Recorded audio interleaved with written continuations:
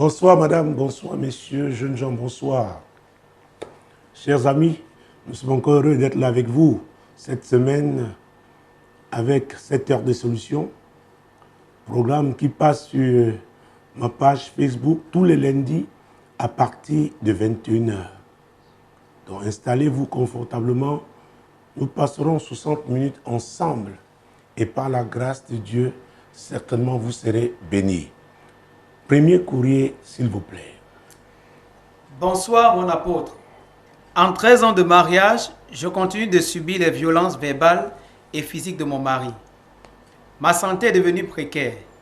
Aidez-moi à résoudre ce problème. Natacha. Il est très difficile de vêtements proposer une solution à Natacha sans qu'elle ne coopère, sans qu'elle ne participe. Pour commencer, Natacha, parlons terre à terre. Est-ce que ce mariage est ton projet? Ou alors, c'est un projet, n'est-ce pas, dans lequel tous les deux, vous avez été impliqués? Parce que vivre 13 années de violence, non seulement verbale, c'est-à-dire qu'il y a des insultes, comme pas des violences verbales. Il y a des paroles dures qu'on vous adresse, des paroles blessantes. Et à cela s'ajoutent donc les violences physiques. Être battu pendant 13 ans. Excusez-moi. Est-ce que tu as donc été heureuse un seul moment, un seul instant dans ce mariage? Oui. Parce que supporter 13 ans, excusez-moi, pour moi c'est énorme. Parce que dans la vie, écoutez-moi, que ce soit dans le secteur économique, que ce soit en politique, dans l'actualité, n'est-ce pas, de l'heure en ce qui concerne la sécurité, n'est-ce pas, d'un certain nombre de nations, vous voyez comment on exerce les moyens, on exerce les pressions. Ah oui. Et regardez, chaque fois qu'on punit, on prend des sanctions contre un pays, il y aura des sanctions économiques, des sanctions financières. Ce sont les moyens de pression pour amener ce pays, ou alors ramenons ça à un individu, à changer. Alors tu dis, tu veux la solution à cela. Cela veut dire que tu veux rester dans ce mariage. Je ne sais pas si c'est avec la vie de ton mari. Parce que je ne sais pas comment on peut détruire son partenaire. C'est pourquoi je te demande si c'est ton projet à toi ou alors c'était votre projet. Et quand c'est votre projet, chacun participe. Chacun contribue au bonheur, n'est-ce pas, conjugal, au bonheur familial. Alors, est-ce que les violences verbales, les violences physiques sont des ingrédients, n'est-ce pas, qui permettent d'être heureux? Non. Non. Tu parles de ta santé qui est devenue précaire. Peut-être même, tu as des cicatrices sur toi. Peut-être même, il y a des maladies que tu as aujourd'hui, n'est-ce pas, consécutives à ces violences. Peut-être tu as un type d'infirmité, n'est-ce pas, à cause de ces violences. Ce que je veux te dire d'abord, il s'agit de ta vie. C'est très important. Il s'agit d'abord de ta vie. Est-ce que tu t'aimes? Est-ce que tu veux vivre, continuer de vivre pour accomplir la volonté de Dieu, n'est-ce pas, pour ta vie? C'est très important. Il y a des gens qui ne s'aiment pas, qui sont dangereux pour eux-mêmes. Et on les reconnaît par les décisions qu'ils prennent. Alors, peut-être c'est toi qui provoques. Et lui, il réagit. Il réagit. Est-il satisfait donc de ses réactions? Si c'est le cas, il continuera de te battre. Parce que pour lui, c'est sa solution. Oui, c'est comme ça qu'il règle ses problèmes avec la violence. Il y a des gens violents. Il y a des familles violentes. Il y a des communautés violentes à travers le monde. Il y a même des États violents qui ne donnent pas trop de place à la diplomatie. C'est la force, c'est la force, c'est la force. Alors, si pour lui, c'est la solution appropriée, il ne changera pas. Maintenant, j'ai l'habitude de parler de la marge de manœuvre. Quelle marge de manœuvre as-tu pour exercer une pression suffisamment efficace pour qu'il change? Pour qu'il change. Et quand je parle de moyens de pression, c'est-à-dire que vous êtes même prête à le quitter. Parce que je ne vous conseillerais pas de continuer de vivre avec un homme qui va vous tuer. Et ça, c'est courant. Hein? Des femmes qui perdent leur vie à cause des violences conjugales. Ah oui. Et vous savez, généralement, quand l'homme devient violent, parce qu'il a un court d'arguments. Il ne veut pas parler. Il ne veut pas considérer la vie, n'est-ce pas, de sa femme. Alors il étouffe. Est-ce que tu continues d'être là parce que tu ne peux pas être, tu n'es pas financièrement autonome? Même si on n'est pas financièrement autonome, on ne doit pas laisser sa vie dans un mariage. C'est très important. Vous êtes la fille de quelqu'un. Vous appartenez à une famille. Et vous êtes sur cette terre. Vous avez votre, mon Dieu, quelque chose à apporter. Parce que chacun a reçu, n'est-ce pas, au moins un talent de Dieu. Et si vous êtes en vie, c'est que la société devrait bénéficier, n'est-ce pas, de votre talent. Un homme qui vous bat régulièrement ne vous respecte pas. Il ne vous respecte pas. Quand on dit mon mari, c'est-à-dire c'est l'homme qui vous aime. Est-ce qu'on peut détruire l'être aimé? Et d'ailleurs, intéressons-nous à lui et à sa famille. Est-ce qu'il est le seul homme marié dans sa famille? Si tu as, n'est-ce pas, d'autres beaux-frères qui sont mariés, est-ce qu'ils sont violents? Parce qu'il y a des familles violentes, je l'ai dit. C'est leur façon de faire. Et croyez-moi, pour avoir vécu, grandi à Nubel, nous avons eu tous ces cas de figure. Est-ce que ta vie, n'est-ce pas, a de l'importance à tes yeux? Est-ce que ta vie a de l'importance? Non, je ne peux pas conseiller à une femme de continuer de vivre avec un homme qui a choisi la violence, qui ne regrette pas d'être violent et qui est prêt, n'est-ce pas, à continuer de violenter, continuer à violenter sa femme. Il n'y a pas une autre solution. Il faut le quitter.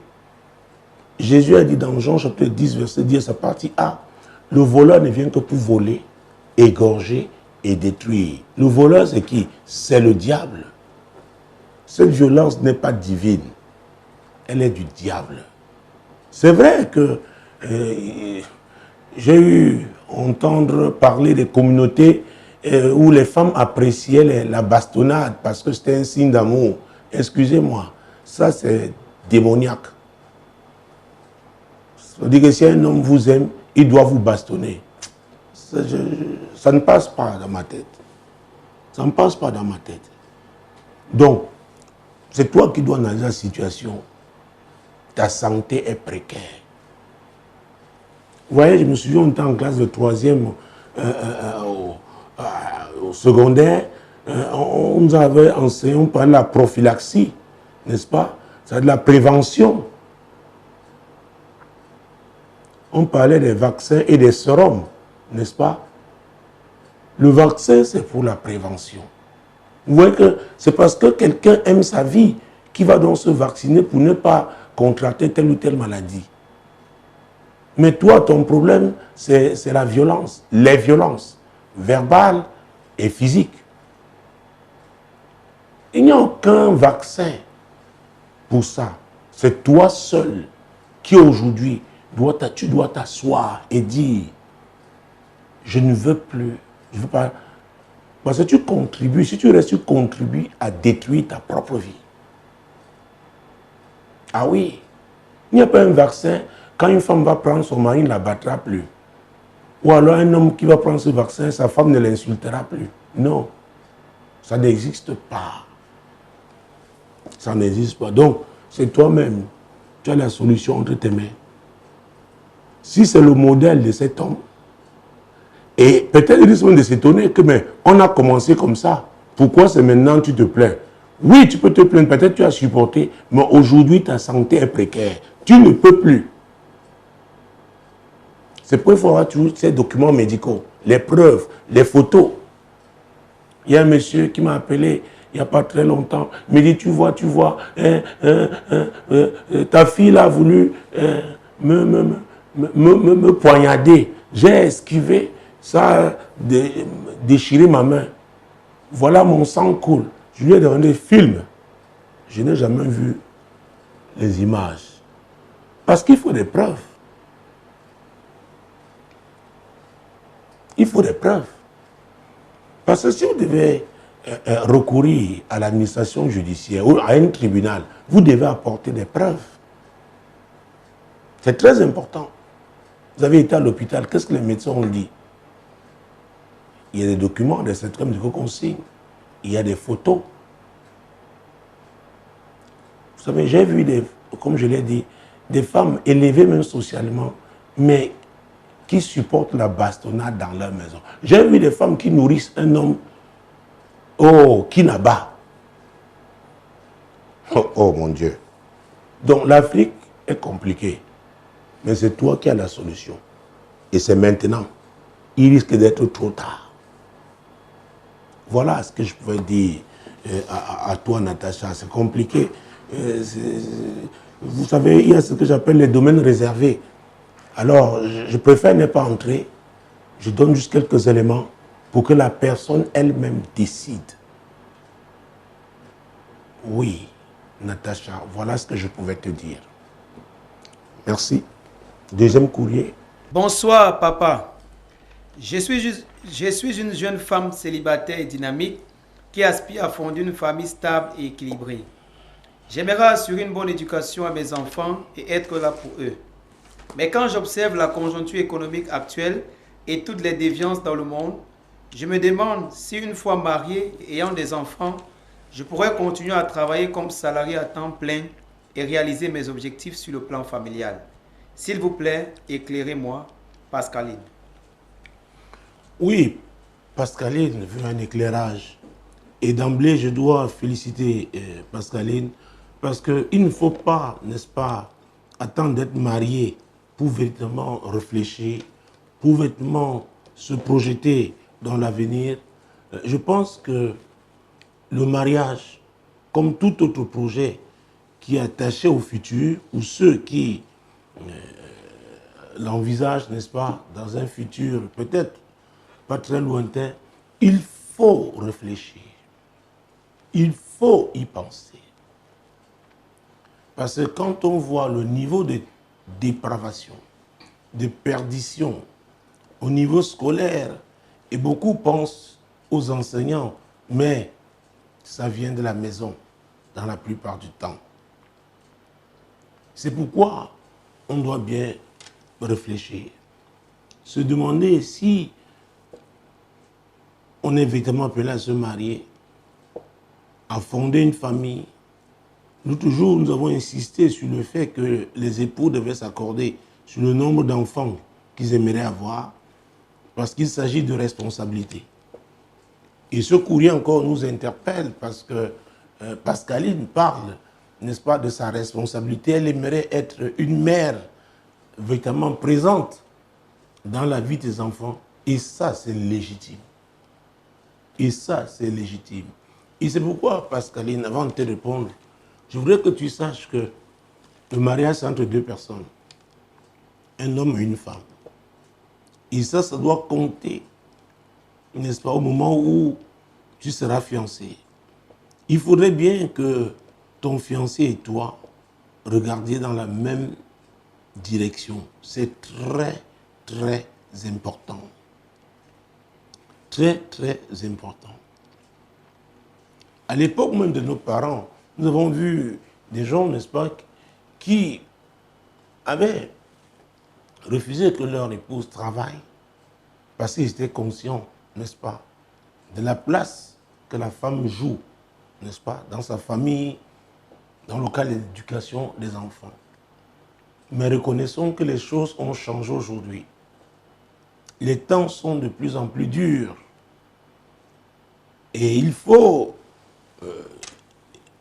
que les époux aient des revenus pour s'occuper, n'est-ce pas, aux charges familiales.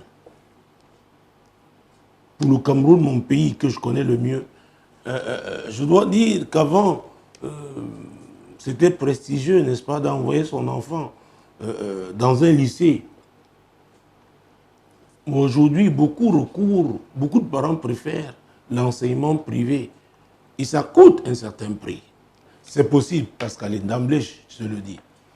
Il y a, je crois, 2 mois, je parlais et reparlais en insistant sur le fait que de plus en plus, on réalisera que même en Afrique, il y aura des femmes qui travailleront à la maison.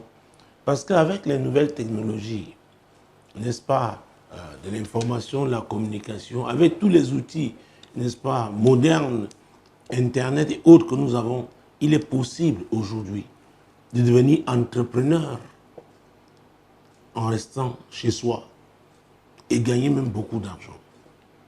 Parce qu'il est possible aujourd'hui de se former sur le net. Il y a des formations même certifiantes qui vous ouvrent d'autres couloirs, qui vous ouvrent d'autres portes, pouvant vous permettre effectivement d'être une mère au foyer, mais en même temps avoir des revenus. J'ai prié pour une jeune femme, une Camerounaise, mariée à un de mes petits-fils, qui est dans le New Jersey. Ils ont leur 3e enfant. Je l'ai vue, j'ai prié pour elle. Et elle m'a dit, depuis quelque temps, j'ai décidé, mon époux et moi, que je ne travaillerai plus, n'est-ce pas, sortant de la maison pour aller à mon lieu de travail comme dans le passé. Désormais, c'est à la maison. Alors ne me dis pas que c'est parce que c'est les États-Unis. Les amis, le monde est en train de s'ouvrir. Et de plus en plus, en fonction du type de vos compétences. C'est pourquoi chercher les créneaux porteurs, n'est-ce pas, des créneaux qui... parce qu'il faut avoir aussi certaines qualités. C'est pourquoi il faut connaître ses talents et les développer. Vous pouvez être à Douala et offrir vos services à quelqu'un au Vietnam. C'est possible, madame, c'est possible, messieurs. Donc, Pascaline, ton souci est fondé et je te dis que c'est possible pour toi d'être donc cette femme entrepreneur, mère de famille, proche de ses enfants et qui gagnera, n'est-ce pas, sa vie en veillant sur l'équilibre familial. Ça, c'est possible. Donc, c'est bien pour toi de réfléchir. Vous savez, j'aime pousser les gens à la réflexion. Une des choses qui m'ont marqué négativement quand j'ai donné ma vie à Jésus, c'est que beaucoup de gens avaient la tête dans la Bible seulement, mais ne passaient pas le temps à méditer. Mais Dieu avait dit à Josué, médite ce livre de la loi jour et nuit, c'est alors que tu auras du succès. Quand on parle de méditation, il s'agit de réflexions approfondies. Écoutez, même les jouets qu'on achète aux enfants aujourd'hui, il est important que ce soit orienté. Il faut pousser les gens à réfléchir, à se poser des questions. Parce qu'on ne résout les problèmes que parce qu'on s'interroge. Ah oui, on réfléchit de façon approfondie. Il y a des étapes par lesquelles, n'est-ce pas, nous devrons passer. Et c'est pourquoi le fait d'avoir votre bachelor ou votre master, ça ne veut pas dire que absolument c'est dans ce créneau strict que vous allez réussir. Vous savez, on accumule un certain nombre d'informations pendant notre formation. Des informations qui nous seront utiles.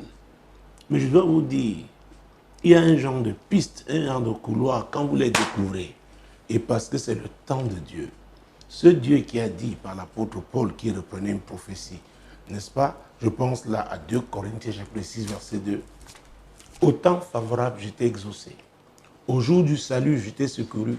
Voici maintenant le temps favorable.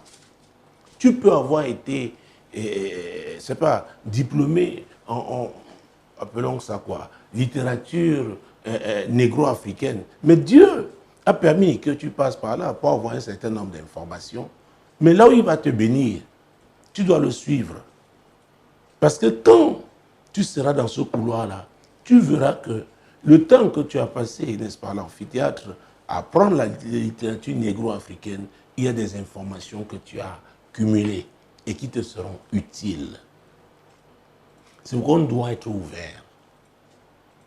L'évangile de Jésus-Christ, la parole de Dieu, le Saint-Esprit qui est notre conducteur, c'est un esprit d'ouverture. Il ouvre l'esprit des gens. Il ouvre les yeux des gens. Il ouvre les oreilles des gens. Il attire l'attention des gens. C'est pourquoi, à vrai dire, nous devions être les meilleurs. Donc, Pascaline, oh, ton souci, la solution, tu l'auras. Parce que la volonté de Dieu aussi est que les enfants soient bien élevés. Ah oui, et parce que c'est ton souci, tu penses à l'avenir des enfants. Tu n'es même pas encore marié, mais tu penses déjà à ça. Pour moi, ça, c'est extraordinaire. Parce que les Africains, c'est comme s'ils sont toujours surpris. Non, on doit penser. Ah oui, on doit se projeter. Dans 5, 10 ans, qu'est-ce qu'on fera? Quels sont les défis d'aujourd'hui? Quels seront ceux de demain? Comment s'en sortira-t-on? Ah oui, l'Église doit former les gens dans cette direction. Alors, mon Dieu, mon roi, comme j'ai l'habitude de le dire, la vie est une affaire de choix. Proverbe 11 et 12. Car la sagesse vaut mieux que les perles, elle a plus de valeur que les objets de prix. La sagesse, mon Dieu, mon roi. Peut-être on va finir avec le 12e verset pour que je commande de façon générale. Moi, la sagesse, j'ai pour demeure le discernement et je possède la science de la réflexion. Ah, quand quelqu'un vous dit, ou alors quelqu'un se distingue par le discernement, qui est l'aptitude, n'est-ce pas, à distinguer, à trier, à séparer. C'est le discernement qui permet, n'est-ce pas, de prendre de bonnes décisions. Le discernement aussi a à voir avec le temps. Parce que vous pouvez prendre une bonne décision au mauvais moment. Et vous voyez,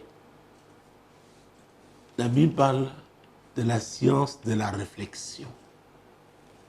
Il faut réfléchir, il faut méditer.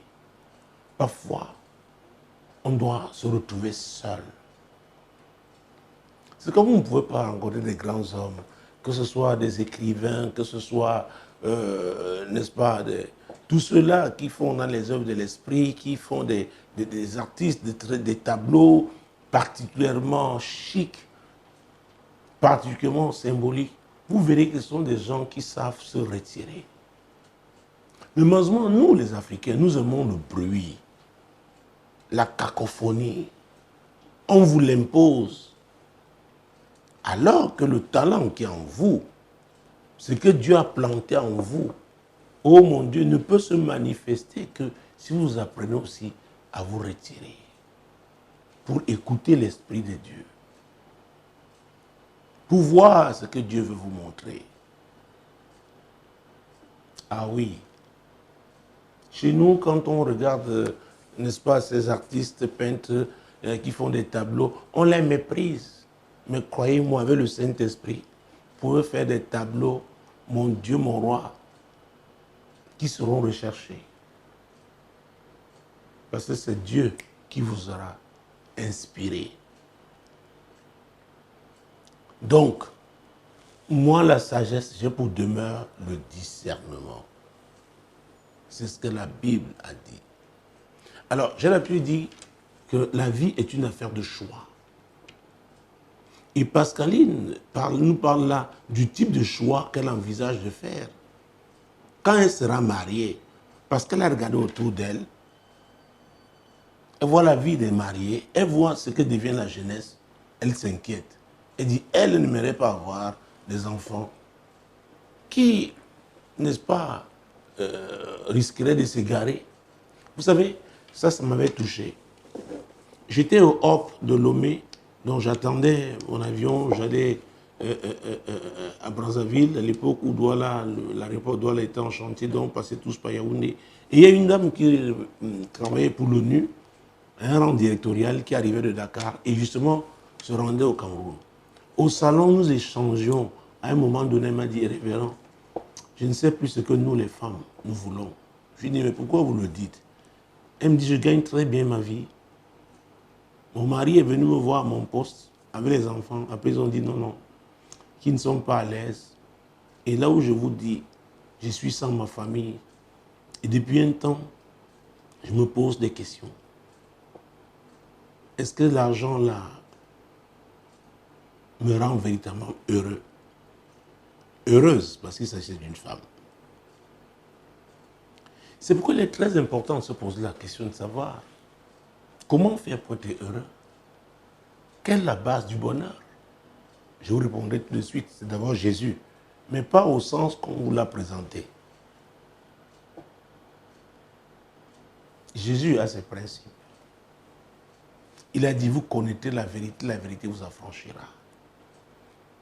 Ah oui, il a dit, sans moi, vous ne pourrez rien. Il a dit, je suis le vrai sceptre. Ça veut dire le faux sceptre. Je suis le vrai sceptre et mon Père est le vigneron. Et vous, vous êtes le sarment.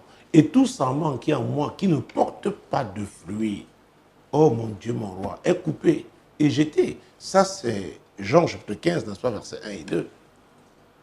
Et les sarments qui portent de fruits sont émondés pour qu'ils portent davantage de fruits. Mesdames, messieurs, quel n'a pas été comment exprimer ce sentiment, ma déception, ma tristesse, quand je rencontrais des gens qui ont 20 ans, 25 ans dans la foi, mais vous ne voyez pas la joie du Seigneur en eux. Vous ne voyez pas la paix du Seigneur à cause d'un type d'enseignement qu'on a donné. Ou alors, parce que ceux qui ont eu le privilège d'avoir de bons enseignements les ont rejetés. À vrai dire, cette parole de Dieu doit faire de vous quelqu'un d'équilibré.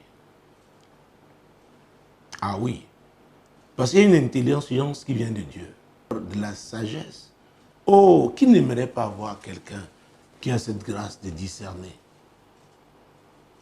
La Bible nous parle d'Achitophel, que quand on l'écoutait, c'est comme si on avait écouté Dieu. C'était un don qu'il avait reçu et il était à côté du roi David. Donc, je ne cesserai de vous encourager, surtout vous, la jeunesse. Pensez à votre avenir. L'avenir, c'est aujourd'hui. Le monde est en train de connaître des mutations. Vous avez été formé d'une certaine manière. Mais comment faire pour être opérationnel demain? C'est tellement triste de voir des enfants, des parents qui ont envoyé des enfants à l'école, n'est-ce pas, qui sont lancés dans des filières sans tenir compte, n'est-ce pas, des mutations du monde, dont ne peuvent pas être opérationnels. Ils ont des diplômes, mais ne sont pas utiles. Nous devons être utiles. Donc, je vois en vous la jeunesse, n'est-ce pas, des grands entrepreneurs. Mais il est important de comprendre que C'est la crainte de l'Éternel qui enseigne la sagesse. Et ça, c'est Proverbe chapitre 15, verset 33. La crainte de l'Éternel. N'allez pas suivre ces gens qui vous trompent sur les réseaux sociaux. Dans les réseaux sociaux, il y a des femmes qui vous disent qu'elles ne voyagent qu'en business class, que leur lingerie ont tel cours, telle marque et autres. Ça ne vous apporte rien. On les appelle les influenceurs. Ça ne vous apporte rien. Écoutez, vous devez consommer parce que ces informations sont comme des produits. Au plan alimentaire, si vous ne vous alimentez pas bien, vous ne serez pas bien. Vous ne serez pas en santé. Vous ne serez pas fort, n'est-ce pas, pour véritablement travailler. Donc, quand vous allez sur le net, c'est pour consommer quoi? C'est pourquoi vous devez connaître vos besoins. Et j'admire Pascaline. Elle a un besoin. C'est un besoin fondamental. Et maintenant, elle pense comment s'organiser par rapport à demain. Cela veut dire aussi que dans son sillage, les garçons, les hommes qui voudront l'épouser, il faudrait aussi qu'ils pensent à ça. Parce que quand on pense comme ça, on ne doit pas rencontrer un gigolo, se mettre avec un gigolo. Parce qu'il y en a de plus en plus, même à l'église. Ils préfèrent que vous vous tuez dans le travail pour qu'ils vivent bien, conduisent une belle voiture. Et le jour où c'est une épave, il s'enfuira, il s'en ira. Parce que même les enfants que j'aurais faits, ce n'est pas le fruit d'une vision.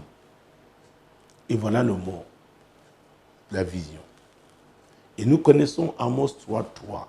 Deux personnes marchent-elles ensemble sans s'être concertées, sans s'être accordées? La réponse, évidemment, est non. Donc, Pascaline, je dis oui par rapport à tes réflexions, et je t'encourage à bien t'organiser. Déjà, connais tes talents. C'est très important. Qu'est-ce que Dieu t'a donné comme talent? Et c'est pourquoi je voulais m'adresser aux parents qui parfois poussent les enfants dans des filières. À vrai dire, c'est pour comme combler leur vide à eux.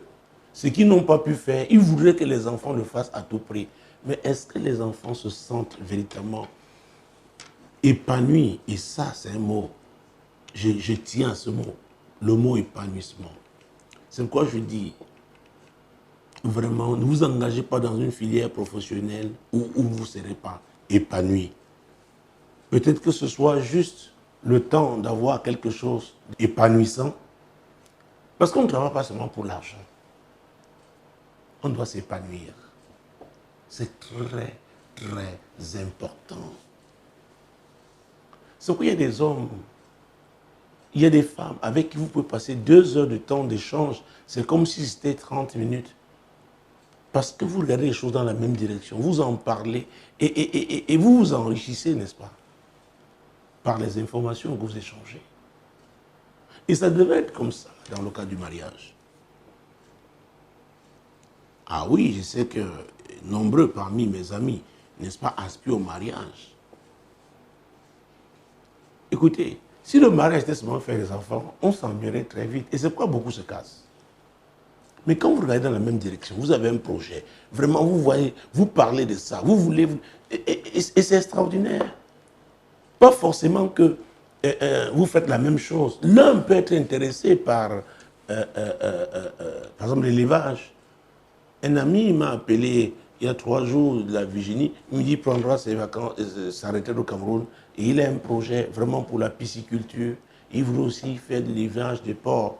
Je lui dis au moins je te donnerai des cours parce que ça, je sais faire, je sais élever les porcs. Et j'aimerais aussi apprendre la pisciculture. Alors, et peut-être sa femme peut avoir un autre domaine, n'est-ce pas, où elle exprime sa passion.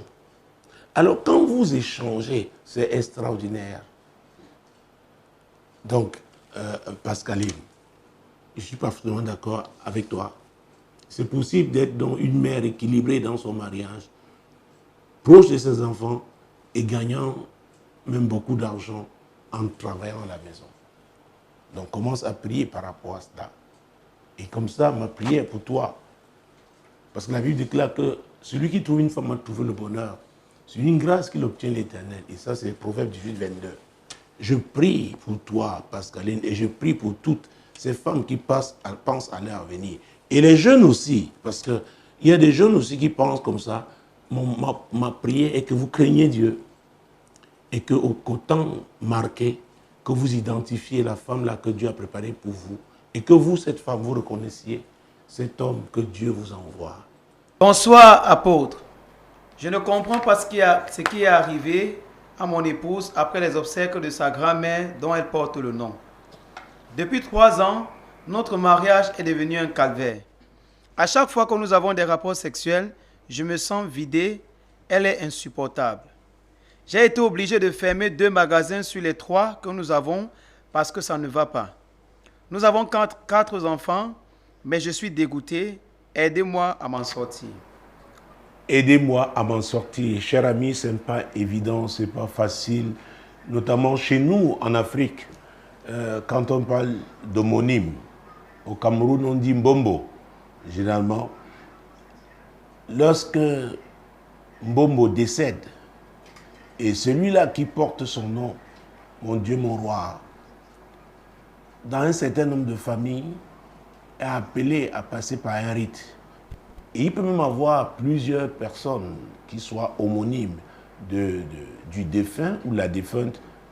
Mais s'il y a quelqu'un de particulièrement désigné qui doit prendre son sac, alors quand on parle son sac, ne vous attendez pas à un sac de marque que vous trouverez, n'est-ce pas, en Occident, que vous achèterez à un prix très cher. À vrai dire, il s'agit des pouvoirs mystiques. Il peut s'agir même de sorcellerie, pour être simple, clair pour tout le monde, pour que ce soit clair pour tout le monde. Alors, cette personne qui doit hériter de ce sac doit, n'est-ce pas, passer par un certain nombre de rites. On lui fera des rites. Alors, chers messieurs, chers amis, je dois te le dire, il y a des femmes qui vont faire ces rites en cachette. Et il y a aussi des hommes qui sont bien au courant de ce rite, mais ils se disent non, c'est rien, c'est juste un sac. Mais si vous étudiez la vie du défunt ou de la défunte, le rôle spirituel, ses responsabilités, alors vous comprendrez que la personne qui subit ce rite, la personne qui va donc gérer cet héritage, mon Dieu, mon roi, le fera sous la direction des esprits. Je le dis bien, des esprits, pas du Saint-Esprit. Alors, si la personne était un devin, son héritier va opérer avec l'esprit de divination. Si la personne avait un totem, ah oui, son héritier sera aussi initié de manière à ce qu'il ait le même totem. Donc, des choses qu'on peut croire simples, notamment pour les cartésiens, qu'écoutez, c'est juste un cérémonial, ça peut prendre juste quelques heures, parfois quelques jours seulement, mais ça change radicalement la vie de la personne. Et ce que je dis est valable aussi bien pour les hommes que pour les femmes. Je me souviens, il y a quelques années, mon Dieu, mon roi, ça fait plus de 10 ans, et une jeune femme que j'ai connue dans le ministère, à la mort de son beau-père, elle n'était même pas au Cameroun. Mais là où elle était, en séjour, en vacances, les femmes de sa communauté se sont rassemblées. Les hommes même, pour venir, n'est-ce pas, comme lui faire révérence. Parce qu'on savait que c'est son mari qui devait remplacer son père. Son mari était chef de village. Et elle, ça avait été sa préoccupation. Parce qu'elle m'avait posé ce problème à l'époque. Je n'entrerai pas ici dans les détails. Mais je lui avais donné un programme de prière spécifique et des actions prophétiques avaient été faites. Cet homme qui avait choisi au départ son fils, le mari de cette sœur-là, à la dernière minute a changé, alors que tout le monde savait déjà qui était le successeur. Il a parlé à ses plus proches notables et grande a été la surprise parce que lorsqu'il fallait arrêter le successeur, ce ne fut pas le mari de cette sœur. Pourquoi? Dieu était intervenu. Et en Afrique, quand c'est votre mari qui est arrêté comme ça, même si vous vivez à Washington, à Berlin, à Moscou, à Johannesburg. Et parce qu'il était chef, il va venir prendre ce trône. Il va passer, n'est-ce pas, par la case d'initiation. Dans certaines régions, il faudra passer 9 semaines. Ça dépend. Il y en a même, on le met là-bas avec des jeunes filles. Et celle qui sortira, qui au bout du temps marqué pour l'initiation sera enceinte, cet enfant-là qui aura été conçu, n'est-ce pas, là-bas, c'est le futur chef. Alors vous pouvez comprendre comment un mariage qui a été... les gens qui se sont rencontrés, n'est-ce pas, dans des villes, des pays où on parle de liberté, où on dit on peut aimer qui on veut et vivre sa vie comme on veut. Mais en Afrique, c'est différent. C'est différent parce que quoi? Et vraiment, lisez mon livre intitulé L'influence des hôtels. On m'a dit vendredi dernier que vous pouvez l'avoir déjà aussi sur Amazon. Il faut lire ce livre. Vous verrez comment les hôtels sont puissants. Comment les gens attachés aux hôtels ne sont plus tout à fait libres. Ils sont soumis à des lois, hommes comme femmes, ce qui peut radicalement, totalement changer leur engagement, n'est-ce pas, pris avant, même dans le cadre du mariage. Et dans certains villages africains, le chef doit avoir plusieurs femmes. Donc voilà une femme qui croyait avoir rencontré, n'est-ce pas, son jeune homme à Lisbonne, à Madrid, son mari, sachant qu'ils vivront ensemble, tous les deux finiront leur jour ensemble, mais se voit donc imposer de par les coutumes, n'est-ce pas, les traditions ancestrales des coépouses. Oui, madame, oui, monsieur. Et il faut bien, n'est-ce pas, se renseigner sur ses origines. Et c'est pourquoi la période de fiançailles est très importante. C'est une période où on échange, n'est-ce pas? Et on fait même des investigations. Excusez-moi, le mot n'est pas fort. Il est important de savoir d'où vient votre futur époux, d'où vient votre future épouse. Comment les femmes sont traitées là-bas? Comment les hommes sont traités chez eux? Et éventuellement, est-ce qu'il n'a pas un autre appel qui est suspendu sur sa vie? Parce que l'appel authentique, c'est celui de Dieu. Mais il y a aussi l'appel qui vient des hommes. On vous dit oui, parce que votre père était chef, c'est vous qui devez lui remplacer. Alors, vous devez occuper le trône. Oh, mesdames, messieurs. Et ce monde-là qui est celui des ténèbres, ce monde ancestral déploie tout ce qu'il a comme moyen. Les âmes qu'il a pour imposer, n'est-ce pas, son appel.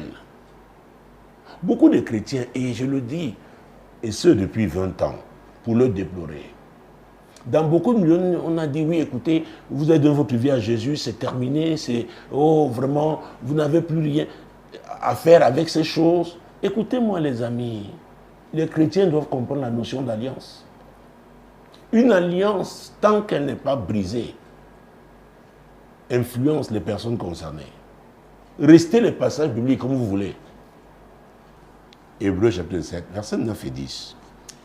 De plus, Lévi qui perçoit la dîme l'a payé pour ainsi dire par Abraham, car il était encore dans les reins de son père lorsque Melchisédek alla au-devant d'Abraham. Il était encore dans les reins de son père. Qui était le père de Lévi? C'était Jacob.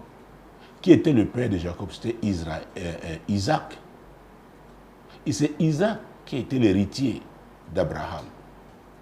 Donc quand on voit dans la position de Lévi, c'était l'arrière-petit-fils. Isaac même, n'est-ce pas, son grand-père n'était pas encore né.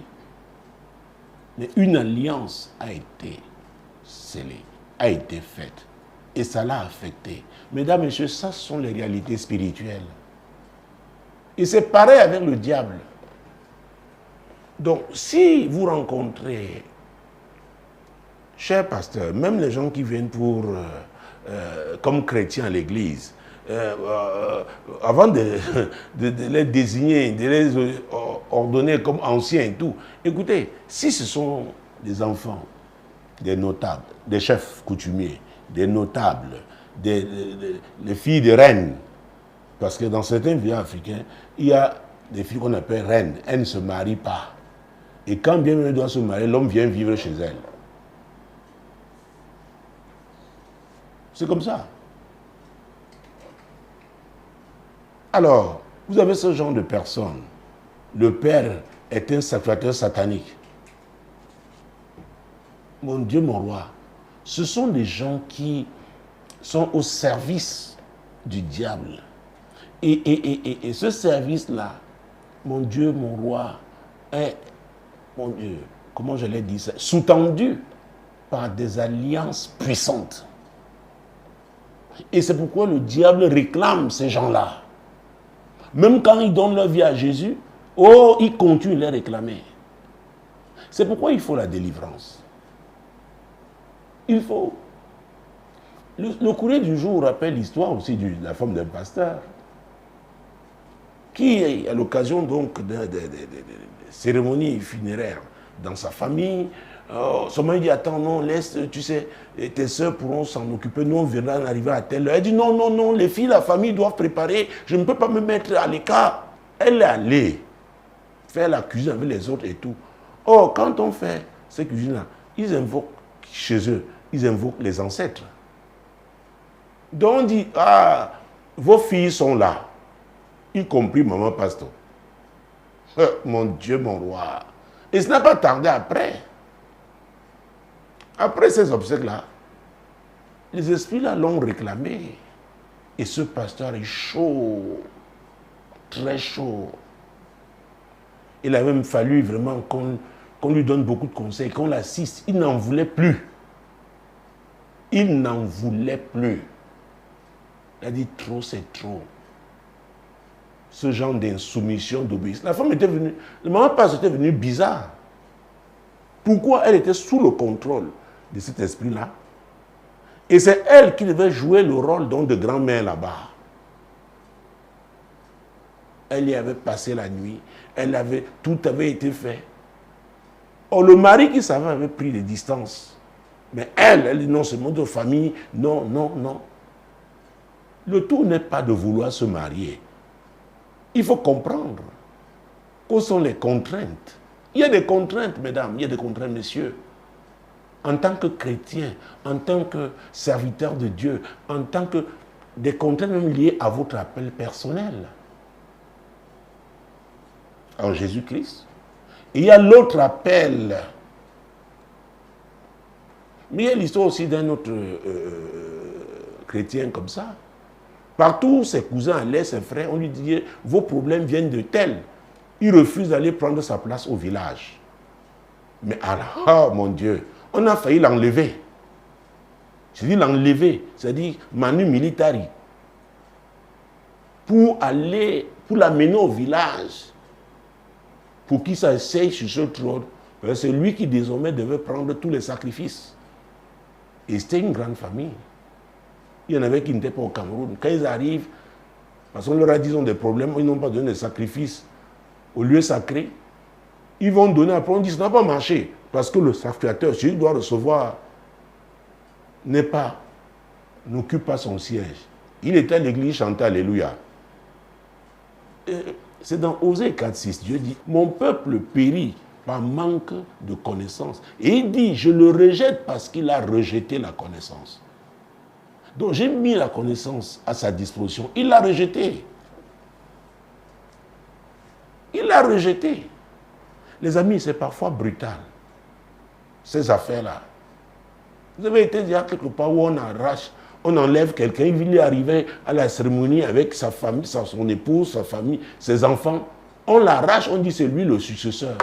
Et on l'amène au lieu où il va subir, pas subir, bon, où il sera initié. Votre mari avec qui vous êtes arrivé, vous avez bien repassé sa chemise. Oh, il reste là-bas. Et on lui donne des femmes là. Ne venez pas parler des droits de l'homme là-bas. Et parfois, parmi ceux qui arrêtent même, il y a des grands juristes, éminents juristes, profs d'université même. Mais au village, ils oublient tout le droit qu'ils ont appris. Ah oui, ces affaires traditionnelles. Quand les gens s'y sont attachés, il faut faire très très attention quand on donne sa vie à Jésus. C'est vrai, Dieu a dit honore ton père et ta mère. Il a dit selon le Seigneur. Ça veut dire que c'est Jésus qui doit toujours avoir la première place. Il y a une limite qu'il ne faut pas franchir. Si vous le faites, alors vous vous livrez. Vous vous livrez. Marc chapitre 8, je vais chercher, voilà, prenons versets 22 à 25, à 26 même. Il se rendit à Bethsaïda et on amena vers Jésus un aveugle qu'on le pria de toucher. Il prit l'aveugle par la main et le conduisit hors du village, puis il lui mit de la salive sur les yeux, lui imposa les mains et lui demanda s'il voyait quelque chose. Il regarda et dit, « J'aperçois les hommes, mais j'en vois comme des arbres et qui marchent. » Jésus lui mit de nouveau les mains sur les yeux et quand l'aveugle regarda fixement, il fut guéri et vit tout distinctement. Alors Jésus le renvoya dans sa maison en disant, « N'entre pas au village. » Oh, au départ, avant de prier pour lui, la Bible dit que Jésus l'avait pris par la main, cet aveugle, et le conduisit hors du village. Et après sa guérison, lui dit, « Mon Dieu, cher ami, n'entre pas au village. » Il y a des lieux qui sont des lieux d'affliction, de malédiction. Et c'est pourquoi aussi, lisez mon ouvrage Terre, Terre, Terre. Quelle que soit votre affliction, ça attaché à un lieu, parfois même à plusieurs territoires. Vous verrez que vers la fin de ce livre, je propose, n'est-ce pas, une série de prières prophétiques, d'actions prophétiques. Et croyez-moi, les témoignages sont nombreux et extraordinaires. Oui, madame, oui, monsieur. Jésus lui-même. Il avait dit qu'au commencement était la parole. La parole était avec Dieu. La parole était Dieu. Elle était au commencement. Tout ce qui a été fait par elle. Et rien de ce qui a été fait n'a été fait par elle. Mais Jésus est obligé de sortir cet homme de ce village avant de le guérir. Et il lui ordonne de ne pas retourner au village. Qu'est-ce qu'il y avait dans ce village? Beaucoup souffrent à cause de ça. On leur dit, écoutez, vous avez cru, c'est fini, allez-y. Je ne veux pas citer de nom, mais j'ai l'histoire de quelqu'un. Et c'est une femme. Aujourd'hui, élevée à un haut niveau, n'est-ce pas, au plan professionnel. Elle avait obtenu sa délivrance par rapport aux esprits du village. Et il y a eu un événement dans son village. Elle y allait. Mon Dieu, elle est tombée en syncope. Après les prières, quand il y avait un événement au village, elle ne passait plus la nuit dans leur village. Et d'ailleurs, pour la délivrance, qu'est-ce qu'on lui avait dit? Parce que le feu de Dieu était descendu ce jour. On dit, oui, elle a donné sa vie à Jésus. Elle voulait sortir avec tout le monde. On lui a dit, mais pourquoi elle veut prendre nos enfants? Elle encore peut s'en aller. Écoutez, il y a des lois spirituelles. J'ai fait aussi une série d'enseignements, vous pouvez les trouver sur les CD, n'est-ce pas, ici, intitulée « Ton problème est une loi ». Il y a des lois spirituelles. Vous pouvez réciter la Bible, vous violez cette loi-là, vous allez souffrir. Et c'est là, et c'est le cas de beaucoup de chrétiens. Ils confessent, oh, je suis libre, oh, ceux qui sont en Christ, il faut bien être en Christ, hein? Ce n'est pas être à l'église, être en Christ. Et l'histoire de cet homme, toujours parce qu'il y a un problème de malédiction dans sa famille, il a pris un moment de jeûne et prière. Parce que tous les signes étaient là, réunis. Il est mort pendant son programme de jeûne et prière, comme ses autres frères. Oh, mesdames, chers amis, je voudrais que nous prions pour cet ami qui nous a écrit. Ce n'est pas évident. Il y a des hommes qui sont dépassés par les événements. Je vous assure. Tout comme aussi il y a des femmes, vraiment des épouses, mais qui sont aussi dépassées. Pourquoi? Parce que, à vrai dire, la cause est spirituelle. Les gens n'ont pas été délivrés, n'est-ce pas, des influences familiales. N'ont pas été délivrés, n'est-ce pas, des différentes influences qu'ils ont connues en fonction des lieux où ils ont habité, des milieux où ils ont été. Et c'est très difficile. Prions déjà pour que nos amis aient la révélation vraiment de la délivrance, la nécessité d'être délivrés des influences ténébreuses. Ce n'est pas une affaire de simple confession. Prions pour cela. Seigneur, dans le cas de notre famille, Seigneur, ma famille dans cette émission, l'heure de solution, Seigneur, sur ma page Facebook, apôtre Tate Samuel, je prie au Dieu. Beaucoup ont entendu parler de délivrance, mais Seigneur, je prie que ce soit toi-même, que ce soit le Saint-Esprit qui révèle à chacun, pour que chacun ait la conviction, parce que c'est lui qui convainc le Saint-Esprit. C'est très important. Et comme ça, qu'il recourt au Saint-Esprit, que chacun recourt au Saint-Esprit pour identifier la cause de ses problèmes. Seigneur, c'est très important. C'est très important. Prions pour notre ami, pour que Dieu l'aide vraiment. Parce qu'ils ont 4 enfants. Aujourd'hui, il est dégoûté. Ça, c'est l'œuvre du diable. Prions pour l'intervention divine dans ce mariage. Et tous ceux qui vivent des situations similaires au nom de Jésus. Seigneur, interviens dans ce mariage. Ne permets pas que le diable le détruise, Seigneur. Oh Dieu, interviens, interviens.